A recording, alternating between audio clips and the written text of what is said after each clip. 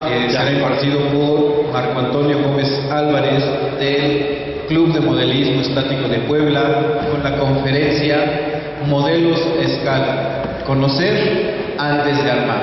Vamos a recibirlo con un fuerte aplauso.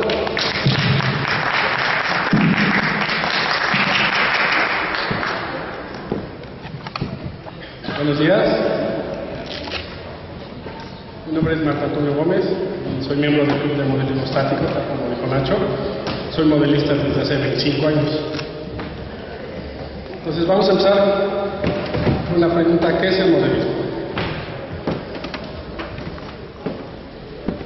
Una definición así muy general: es un pasatiempo en el cual se arman reproducciones en miniatura de vehículos como aviones, tanques, barcos, submarinos, etc. Los kits se pueden adquirir y vienen en ramales de plástico, los cuales hay que trabajar, no se arman fácilmente, hay que lijarlos, cortarlos, pegarlos, pintarlos, etc. Un ejemplo de las tiendas en la que está al fondo, ahí así vienen los kits. Esta es una foto de lo que sería un kit hacia grandes rasgos. Tiene sus pedazos de plástico, su hoja de calcas, su instructivo. Entonces es como una especie de rompecabezas, podemos hacer una comparación. Son algunos ejemplos ya de modelos armados. Pueden ver que la idea es que se haga una reproducción lo más fehaciente, lo más completa. El kit como tal a veces viene con deficiencias, entonces el modelista tiene que detallarlo, trabajarlo, investigar un poquito, que es de lo que vamos a platicar. Pueden ver que hay una gran cantidad de modelos, de categorías. Hay robots, figuras, naves espaciales, prácticamente para el gusto que uno quiera. Este es un cañón de 88 milímetros. Una foto de un avión, pueden ver los detalles de la cabina, el asiento, los tubos, etc. La idea es que sea lo más completo posible. Este es un ejemplo de lo que son las escalas. Es importante que muchas veces cuando uno quiere empezar a armar hay que tener en cuenta lo que es el espacio para exhibirlos, ¿no? Porque obviamente a veces hay casas más grandes, casas más pequeñas. Entonces lo que es escala 1.32, que vendría siendo lo de este lado, es el avión más grande. Entonces, es una foto del mismo avión en diferentes escalas. Entonces pueden ver que hay desde muy grande hasta muy pequeño. En la escala muy pequeña se presta para colecciones grandes en un espacio pequeño, pero el gran problema sería que es tan pequeño que a la hora de trabajarlo pues, cuesta más trabajo al modelista, no nada más para pegarlo, sino para detallarlo. Y aquí otras fotos más completas de aviones. Hay una nave de Star Trek, unas figuras también, es una categoría muy popular, las figuras de soldados, diferentes guerras. Estas son las actividades que son relacionadas al modelismo, emparentadas, que bueno, son también especializadas en su área. Una sería el radiocontrol. El radiocontrol, la idea es hacer un kit, armarlo y ponerle una serie de motores y con un control remoto manejarlo. Pueden ver, por ejemplo, la escala de este avión, que está aquí en pantalla, que es bastante grande, avión así, y además lo peor de todo es que vuelan. Sin embargo, bueno, es una actividad muy cara. Esa sí es bastante, mucho más caro. Si tienen un gran presupuesto, pues pueden comprarse los kits que quieran. Pues así a grandes rasgos, tal vez unos 20, 25 mil pesos, ¿no? Más probablemente.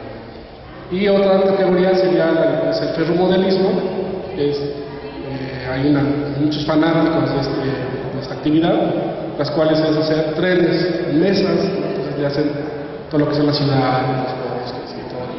Claro, tiene también su especialización. Hay tiendas que se dedican a vender cosas para lo que es radiocontrol y ferromodelismo.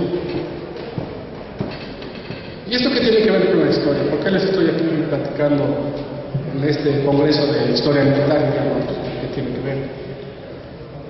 Bueno, en la evolución como modelista se busca la certeza, tanto histórica como técnica, ¿sí? Hay que investigar la versión del modelo, confirmar los colores, buscar las fotos que confirmen los detalles, y todo eso es previo a armar una maqueta. Yo no quiero decir que todos los modelistas lo hacen, hay muchos que no lo hacen, pero ya conforme uno va avanzando como modelista, va, digamos que una cierta madurez, uno empieza a ser más quisquilloso en ese tipo de cosas, y entonces sí es importante hacer esta labor. Este es un ejemplo de lo que son los colores, por ejemplo, nada más para tener una idea. Este es un avión, es un Fokker 190D. Este avión son 4 versiones. Aquí podemos ver un ejemplo de lo que son las versiones y los colores. El mismo avión tiene 4 decoraciones distintas. Y si se fijan en la pantalla, las decoraciones también, aunque son los mismos colores, también van variando, tienen ciertos cambios.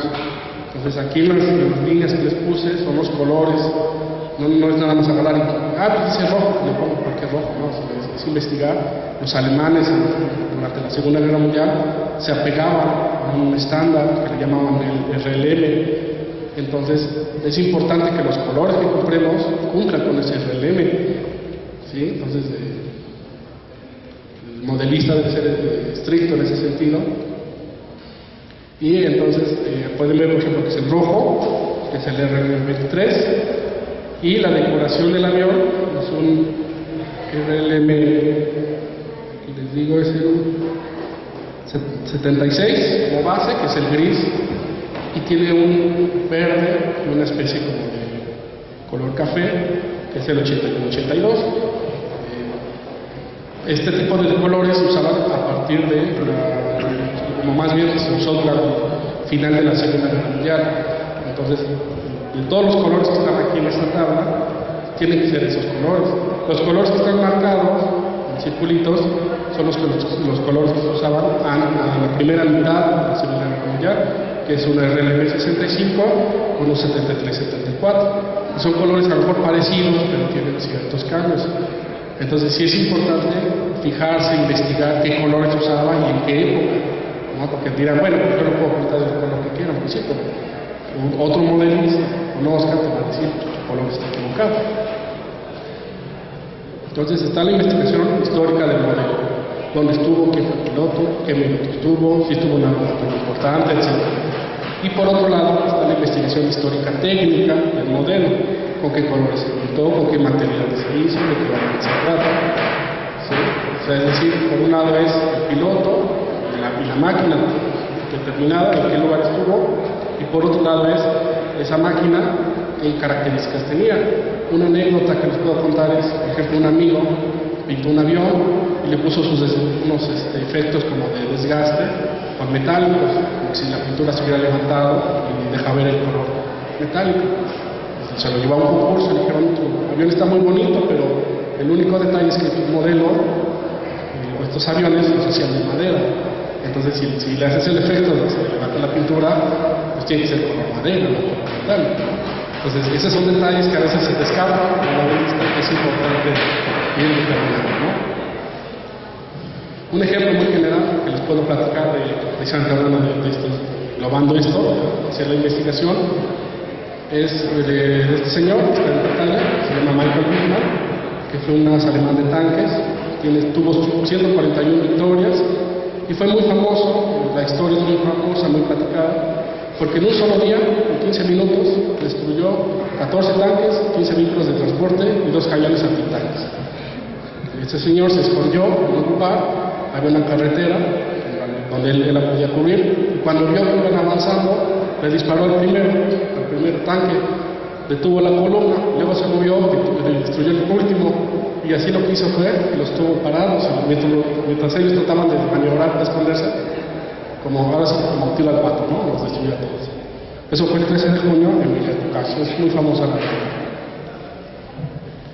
Un poquito después, Michael Wittmann fue destruido a su vez, él no sobrevivió a la guerra. Entonces, esta es una foto de su tanque destruido, unos días después de cuando lo destruyeron. No sé si alcanzan a ver que tiene un 007. Esta es la versión en la que murió, es un tanque muy famoso, todo el mundo, los modelistas que yo conozco, en algún momento han tenido la idea o han armado el tanque de Wittmann, que es el 007. Sin embargo, este tanque no era su tanque. Hay muchos que a lo mejor no conocen muy bien la historia. Este era su tanque, el 205. Ese era su tanque oficial, digamos. Sin embargo, Michael Wittmann y muchos comandantes de tanques eran muy tuvieran 2 o 3 tanques a su disposición. Entonces, como se descompuso el 205, entonces le dieron otro tanque, que fue el 222. El 222 fue el que usó durante la batalla de Bocash. O sea, lo que les acabo de contar de todo lo que él hizo, lo hizo en este tanque, ¿sí? Pero el tanque más famoso, y todo el mundo dice que es el de Widman, fue el 007. El 222 se descompuso a su vez, y entonces le dieron el 007. Y fue en el que murió, pero no era su tanque. Entonces, por ejemplo, si un modelista dice, quiero hacer el tanque de Widman, pues tenemos 3 tanques diferentes. Entonces, el modelista tiene que decidir cuál de las 3 versiones tiene que armar. Entonces, este es un ejemplo de lo que sería la investigación como modelistas que tenemos que hacer para determinar de qué color queremos pintar nuestro tanque. Este es un ejemplo de lo que sería la investigación técnica. ¿Sí? No sé si se alcanza a ver. Son la evolución de los escapes del Tigre Panther a lo largo de su producción. Entonces pueden ver que los alemanes eran sumamente raros, o sea, eran muy buenos como ingenieros, pero a veces eran demasiado buenos. Entonces, no me gusta cómo suena, entonces cambiaban de tono. No, ahora suena más, menos esto. No, y es que ahora no luce bien. O sea, era un robot de cabeza porque tenían que hacer diferentes versiones, ¿no? O sea, no eran muy prácticos, les gustaba mucho la perfección. Sin embargo, pues esto obviamente cuesta dinero, cuesta tiempo. Entonces este tanque Panther, por ejemplo, cuando fue los primeros que construyeron, tenían el escape en una forma, con el gato del repuesto puesto así. Y después dijeron, no nos gusta, entonces el tanque de repuesto en lugar de ponerlo así, lo pusieron así. Y después dijeron, no, es que no sirve, no está funcionando. Entonces le pusieron uno con 3 tubos y otro con un tubo. Después dijeron, no nos gusta, se calienta mucho, entonces le pusieron un tubo de protección. Entonces, a lo largo de la historia del Panther pueden ver que hay muchas variantes. Entonces, muchas veces, sobre todo los fabricantes de modelismo, tienen ciertos errores. O sea, ellos venden la maqueta y a veces se les escapan detalles como los escapes, los tornillos, las agarraderas. Entonces, es importante como modelista investigarlo, porque puede ser que yo haga un tanque, me apego al instructivo y resulta que está equivocado, que no hice una verificación un poquito más allá para ver si realmente los escapes eran buenos. Y eso es muy común que nos pasa como modelistas, que las maquetas tienen deficiencias, tienen errores. Bueno, una vez que ya tenemos todos los elementos de esta investigación, tanto técnica como histórica, viene la parte del armado. Es decir, bueno, pues ya fue mucho trabajo antes de siquiera tocar la maqueta, ¿no? Bueno, entonces el modelista toma técnicas de diferentes áreas para su objetivo, pero principalmente las artes gráficas. Hay quienes dicen que el modelismo es un arte, ¿no? Puede ser, yo creo que es más bien una especie como de mezcla de muchas cosas.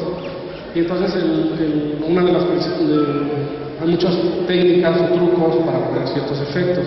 Ahorita está de moda lo que le llaman el hiperrealismo. O sea, es agarrar un tanque y hacerlo todo, suciedad, los raspones, los colchones, etcétera, para que se vea lo más real posible. Y hace 20 años estaba de moda en la parte artística, hacer un modelo, pero que el modelo luciera bonito, ¿no? Entonces, a lo mejor no era tan apegado a la realidad, pero lucía bonito en la mesa. Entonces, son diferentes modas o tendencias que van agarrando incluso dentro del mismo modelismo, y para eso hay diferentes técnicas, trucos, métodos para lograr esto. Entonces, la meta principal como modelistas, desde mi punto de vista, sería lograr una reproducción lo más fiel al original, desde el punto de vista histórico, técnico y artístico. ¿Sí? Entonces, hay mucha, ya una vez que empezamos a armar la maqueta, pues hay una serie de pasos, que es pegar la maqueta, lijarla, enmascararla, detallarla. Este es un ejemplo de lo que les comentaba de lo que es el hiperrealismo. Hay un señor español que se le ocurrió, que estudió artes gráficas, se le ocurrió meter mucho de lo que le había aprendido de la cultura de los modelos, y este es un ejemplo de algo que se llama modulación. La modulación, a grandes rasgos, digamos que es un degradado. Sí, es un degradado, pero si ustedes se ponen a investigar lo que es la modulación en artes gráficas, la modulación es una técnica que viene desde la ilustración, que Miguel Ángel y Leonardo, todos ellos fueron mejorando, ellos la implantaron, la fueron mejorando, y entonces la idea es agarrar un color, pintar el tanque en un solo color, y luego ese color lo degradamos con un poco de blanco y con el color opuesto, todo lo que sería el círculo de colores. Y pintamos de forma que se vaya esfumando, que se vaya desvaneciendo. Y luego hacemos lo mismo, pero con el oscuro. Agarramos ese color base, lo oscurecemos un poco y agarramos otra vez un poco de unas gotas del color opuesto del círculo de colores y pintamos el oscuro. Y entonces se va a lograr un efecto agradable. La idea es darle un volumen, es darle una mayor consistencia, que el modelo no se vea plano, sino que se vea. Ya desde esta etapa que vemos que es muy verde, al principio, es darle una serie de efectos y de tonos para que a la hora que apliquemos el camuflaje y los demás efectos, ya la suma de todos estos trabajos, estas técnicas, le van a dar una mejor presentación al modelo. Bueno, esta es una serie de fotos de modelos. Estuve bajando. Pueden ver, por ejemplo, en este caso es un astillero naval, y pueden ver que hasta están las figuritas caminando, ¿no? Y es a escala muy pequeña. Entonces, este tipo de trabajos es muy común. La idea es que el barco, los modelos de los barcos se vean lo más real posible, incluso los efectos del agua. Pueden ver al fondo un barco que se va acercando y va dejando las olas, ¿no? Entonces, si vamos a hacer un barco, pues es importante dar estos efectos, ¿no? Esta es una maqueta de nieve. Aquí pueden ver, por ejemplo, los soldados, las figuras, y están pues llenos de nieve, ¿no? Entonces, son también elementos de la naturaleza que hay que ir pegándole, poniéndole al modelo. Un coche, los coches obviamente se manejan de una forma bien distinta de los ataques. La idea es que el coche, la pintura del coche quede perfecta, ¿no? Como un espejo, tiene que estar bien pulido. Un avión, este es un avión muy famoso, el Skyrider. Eran aviones que estaban volando todo el tiempo y entonces se ensuciaban y eran bien mugrosos, ¿no? Y se les volvían a usar. Entonces estos aviones los puede uno trabajar muy sucio y es así como lucen más, ¿no?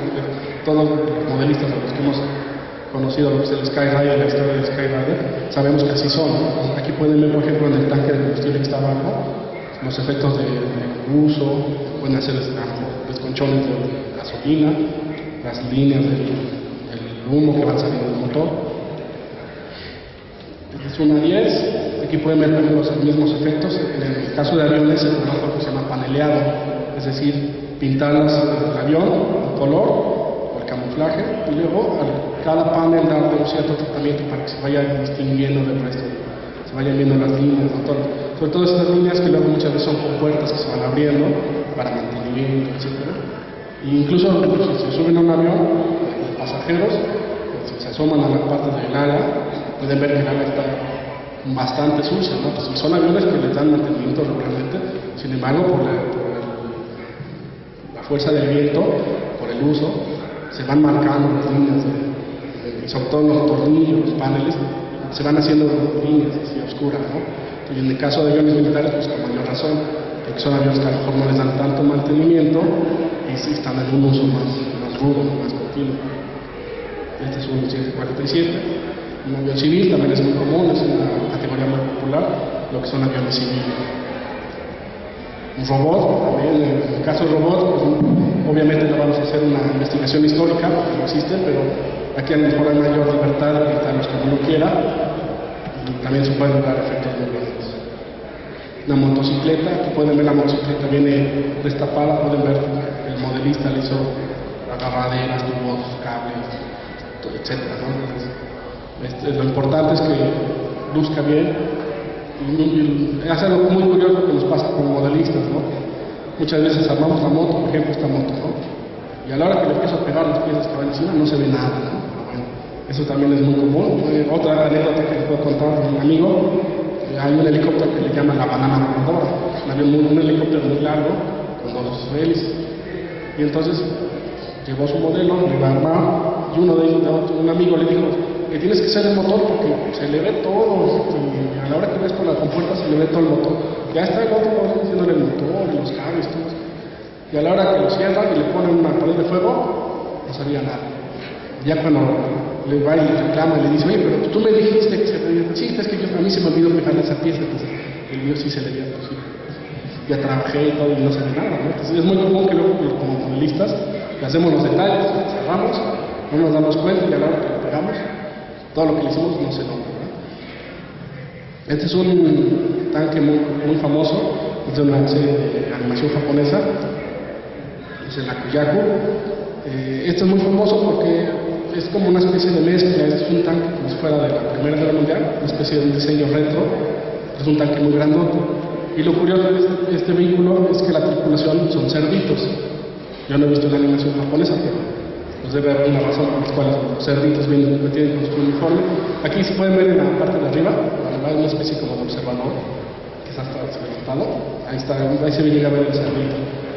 Entonces de hecho este modelo yo lo tengo, viene con toda su tripulación de cerditos, viene su oficial, viene todos sus tripulantes. Entonces es muy curioso, ¿no? Este es un tanque también no muy famoso, no muy conocido, que se llama el tanque del Zar.